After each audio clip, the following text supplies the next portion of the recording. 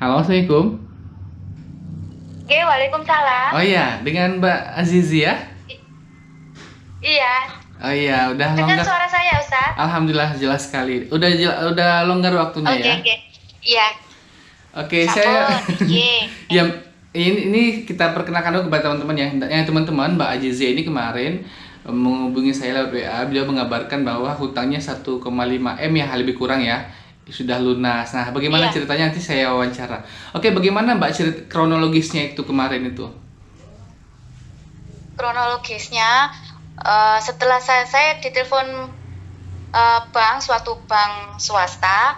Nah, Memang saya dalam kena COVID kemarin ini, Ustadz. Hah? Kita nggak bisa bayar cicilan bank yang satu bulannya 20 juta. Boleh Nah, tahu itu. beberapa bulan. Ya, oke, lanjut dulu. Halo, Oke. lanjut dulu, Iya, gimana, Ustadz? Ya, Oh lanjut iya, dulu nanti saya. oh iya, beberapa bulan saya tidak bisa membayarkan angsuran tersebut, Mhm. gitu Ustaz. Oke, Nah, terus? setelah itu saya ditelepon bank bahwa kalau saya tidak segera membayar dalam bulan ini, bulan bulan Juli ini kami akan naik ke proses lelang, seperti itu Ustaz.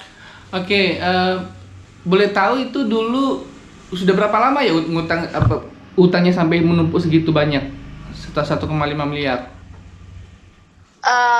Kami sebenarnya hutangnya 2 M, Ustadz. Oh gitu. Terus sudah berjalan 6 tahun kami membayarnya lancar. Berhubung kemarin kena COVID, kami Mhm. tidak bisa membayarkan karena kos-kosan sama rumah makan kami tutup, tidak ada pemasukan sama sekali, Ustadz. Oh gitu. Jadi Seperti dulu itu. dulu dulu awal mulanya berhutang ke bank itu memang 2 M ya? Iya, 2 M. Itu untuk modal usaha gitu maksudnya. Iya, betul, Ustadz. Terus itu dulu-dulunya kalau nyicil per bulan tuh sekitar 20 juta per bulan. Iya, 20 juta. Tidak ada masalah pembayaran waktu itu ya. Sejak sekarang ini baru ada masalah. Iya, Ustadz. Nah, boleh tahu nggak Mbak itu Mbak awal mula mendawamkan salawat itu sejak kapan ya? Sebenarnya saya mendawamkan sejak 2 tahun yang lalu, Ustadz. Karena saya merasa saya berhutang bank itu sangat salah. Jadi saya setelah mendapatkan hasil dari rumah makan dan kos, langsung saya bayarkan bank. Jadi saya tidak ada sisa sama sekali gitu, Ustadz. Jadi dalam hati ini sudah bergejolak rasanya. Saya dawamkan terus Ustadz, sholawat itu setiap menit. Pokoknya saya setiap keluar, setiap kemana-mana selalu saya bawa tasbih yang elektrik itu, Ustadz. Tasbih Nah, digital, oke. iya, jadi hasilnya tuh minus minus minus. Tapi karena saya mendawamkan sholawat itu, ada aja rezeki walaupun hanya cukup untuk makan. Nah, setelah kena COVID ini dan setelah saya dipanggil bank, akhirnya saya begini, Ustadz. Saya mendawamkan sholawat ini sama Allah sudah diberikan petunjuk, maksudnya sudah diberikan solusi. Kenapa kok tidak saya dawamkan lebih gitu. Akhirnya setelah saya sering melihat channelnya Ustadz, kenapa kok nggak saya. Kenapa enggak? Halo? Halo? Maaf teman-teman, ini sinyalnya kurang bagus ini kayaknya.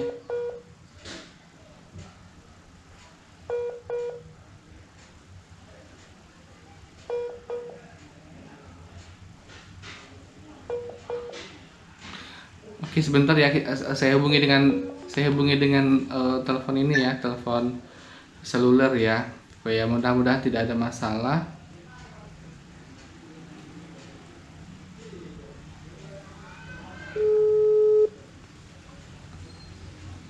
Assalamualaikum. Assalamualaikum warahmatullahi wabarakatuh. Tadi terputus itunya karena mungkin sinyal kurang bagus ya. Oh iya, gimana Ustadz? Iya, tadi dilanjutkan dari awal mulanya tadi gimana tadi? Awal mulanya disuruh perbanyak, punya insting kayaknya ada yang mengatakan untuk memperbanyak salawat. Nah, saja itu tadi Oh iya, terputus ya. Iya, setelah saya lihat channelnya Ustadz, saya sering banyak testimoni-testimoni.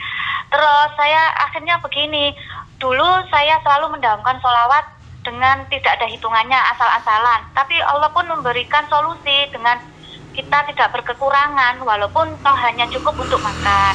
Nah, setelah saya mendapatkan masalah dengan dihubungi bank untuk segera membayarkan cicilan tersebut, angsuran tersebut, kalau tidak terbayarkan, rumah saya akan proses lelang. Nah, setelah itu saya langsung ini geber lah, namanya sholawat itu 10.000 setiap harinya. Salawat apa gitu, Mbak tuh? Ustaz. Salawat Jibril? Salawat Jibril. Sallallahu Salawat ala Jibril. Muhammad. Sallallahu ala Muhammad. Iya, Sallallahu ala Muhammad itu 10.000.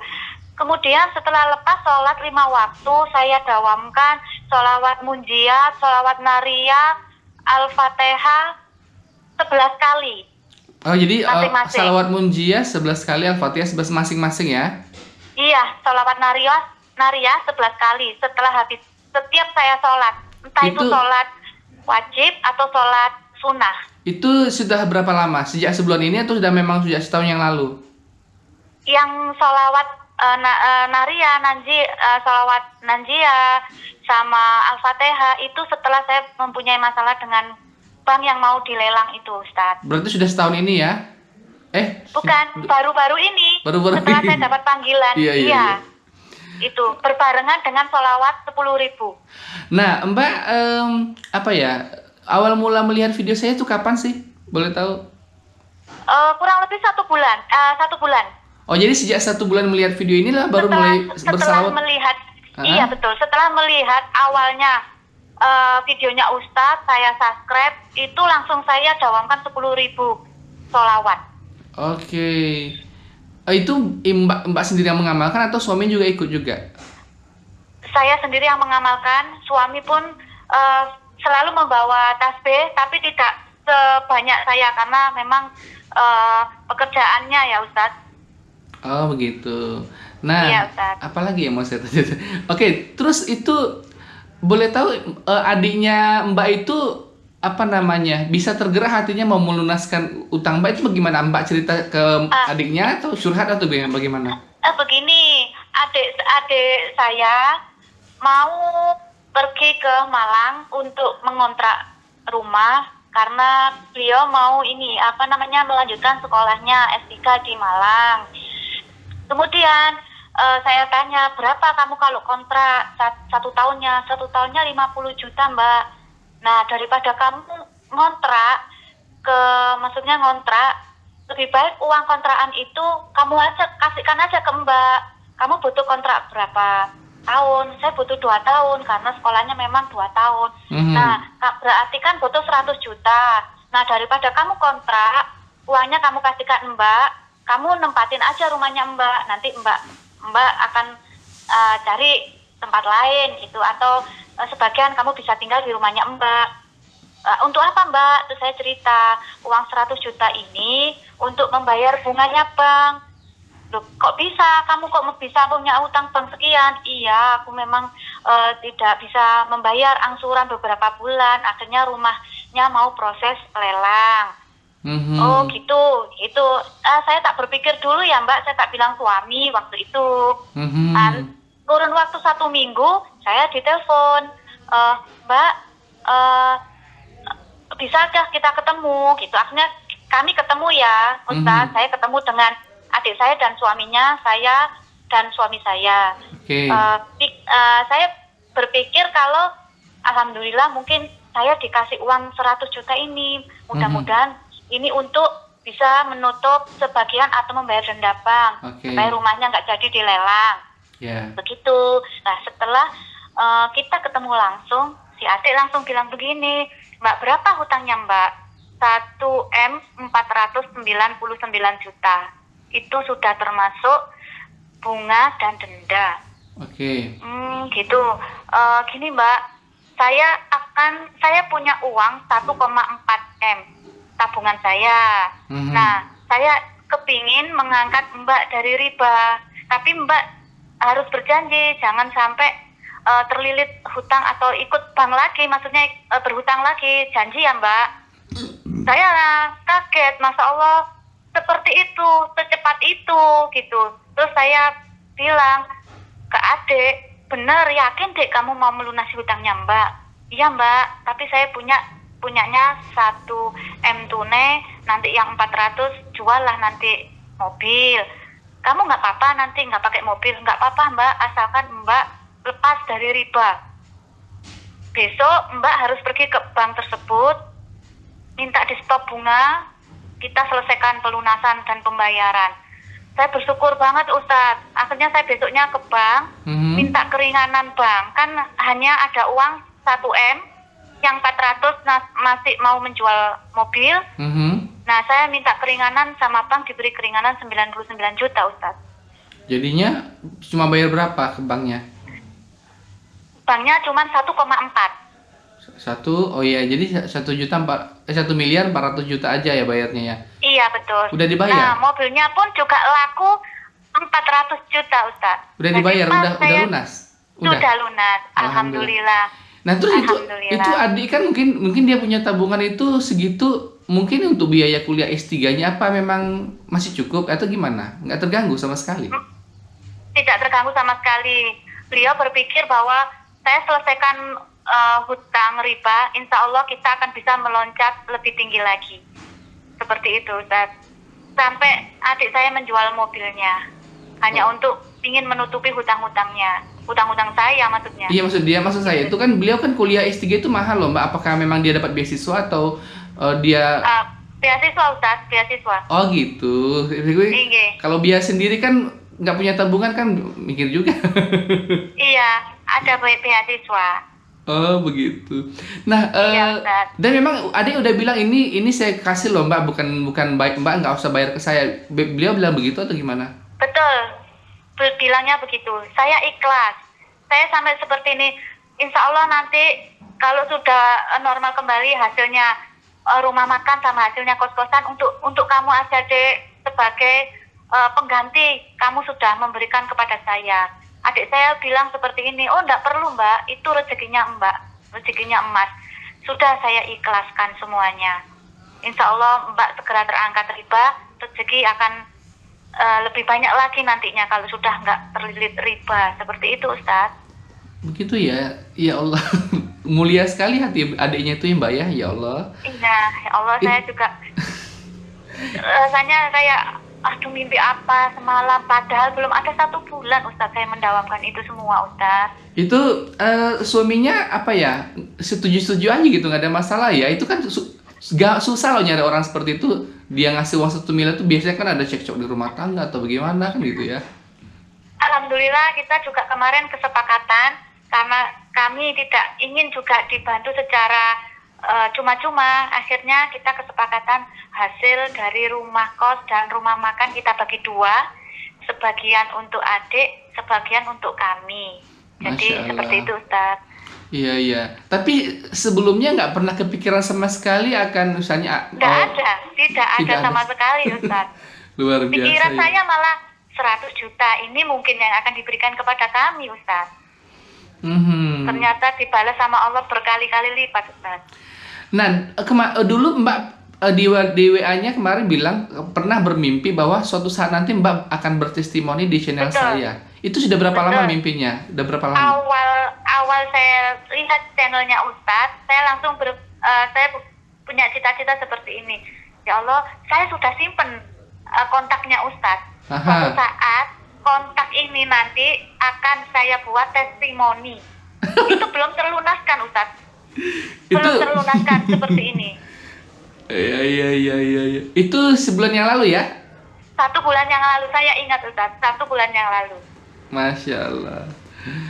Oke, Bu. Saya simpen, setelah terlunaskan saya teringat, ya Allah saya kan sudah nyimpen nomor WA-nya Ustadz Marsal. Terus akhirnya saya WA itu Ustadz.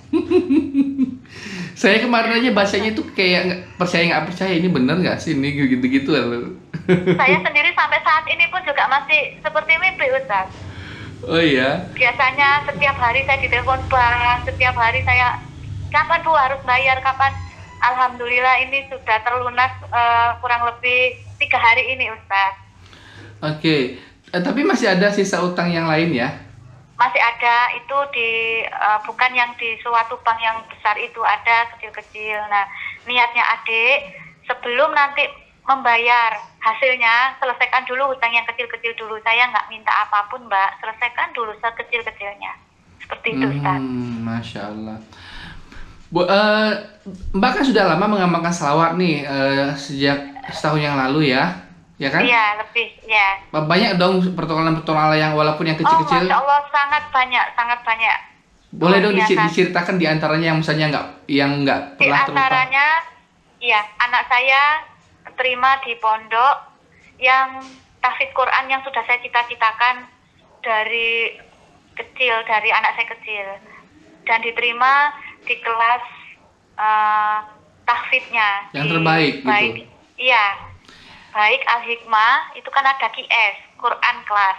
Nah, anak saya terpilih di situ, di kelas unggulan seperti itu. Emang susah ya masuk ke situ?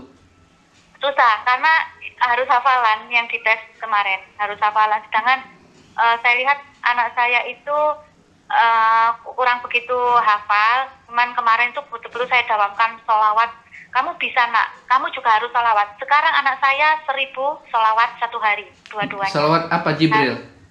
Sholawat Jibril. Saya kasih elektrik itu, masing-masing satu hari harus setoran 1000 sholawat.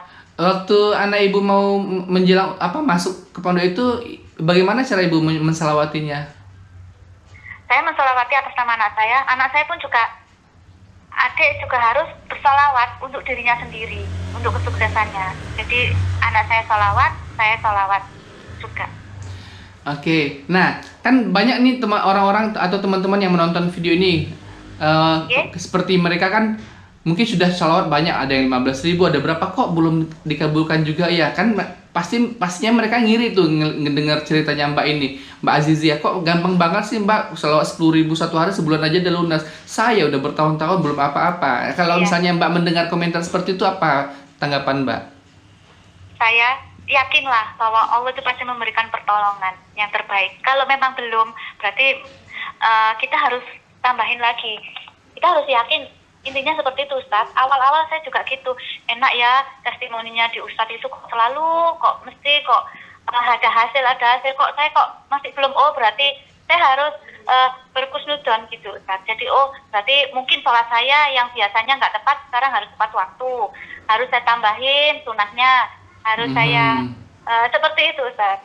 Oh iya. Jadi selalu berpikir positif. Oh iya, jadi bersangka baik selalu kepada Allah. Berprasangka baik sesuai hambanya itu. Iya.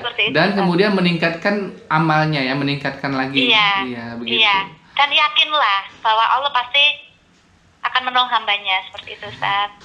Terus ini kan sekarang masalah yang paling terbesar sudah diselesaikan Allah nih. Bagaimana? Apakah Mbak masih akan terus berselawat sampai kapanpun? Pasti, dan ini akan saya lebih tingkatkan lagi karena sudah tahu hasilnya bahwa bersolawat itu luar biasa sekali, Ustaz. Masya Allah, luar biasa ya Mbak Azizia ya. Iya. Titip salam saya pada suaminya, pada teman-teman di sana juga. Insya Allah minta didoakan Ustaz supaya akar-akarnya kami bisa menyelesaikan hutang. Terima kasih Mbak atas wawancaranya hari ini. Sami-sami. Ya. Assalamualaikum warahmatullahi wabarakatuh. Waalaikumsalam warahmatullahi wabarakatuh. Oke teman-teman, itulah tadi Mbak Aziziah di Malang ya yang berhasil saya wawancarai. Saya sangat senang mendengar kabarnya.